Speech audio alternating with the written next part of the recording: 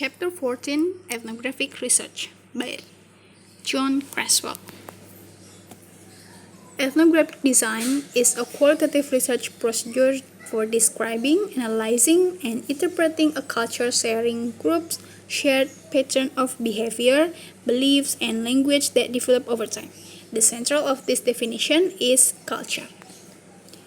We use ethnographic design when the study of a group provides understanding of a large issue, or when we have a culture sharing group to study one that has been together for some time and has developed shared values, belief, and language. The first type of ethnographic design is realist ethnography, that narrates the study in a third person dispassionate voice and reports on observation of participants and their view. The report objective data in a measured style uncontaminated by personal bias, political goals, and judgment. Van Manen in 1988 said that produced the participants' view through closely edited quotation and has the final word on the interpretation and presentation of the culture. The second type of ethnographic design is case study. It's an important type of ethnography, although it differs in several important ways. It may focus on a program, event, or activity involving individuals rather than a group. In case study, it's interested in describing the activities of the group instead of identifying shared patterns of behavior exhibited by the group. In case study is an depth exploration of a bounded system which is separate of or research in terms of time, place, or some physical boundaries. The third types of ethnographic design is critical ethnography,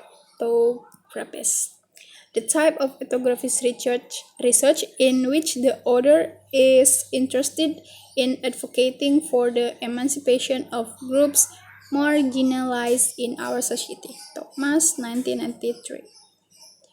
Korsbecken and Apple in 1992 said typically politically minded individuals who seek through their research to advocate against inequality and domination. So the characteristic of ethnographic research is in the cultural theme, a general position declared or implied that is openly approved or promoted in a society or group. In culture sharing groups, ethnographic research, two or more individuals who have shared behaviors, belief, language, and possess similar characteristics interact on a regular basis or occasionally. Behavior shared pattern is an action taken by an individual, and belief shared pattern it's how an individual thinks about or perceive things. And language shared pattern is how an individual talks to others.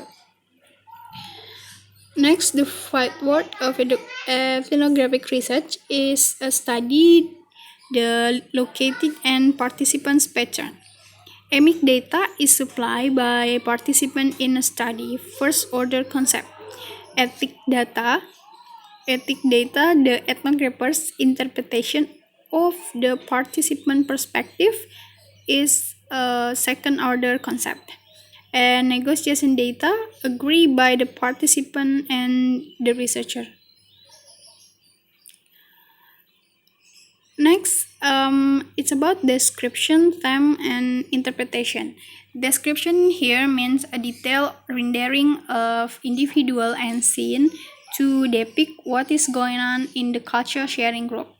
The themes mean distilling how things work and naming the essential features in them in the cultural setting.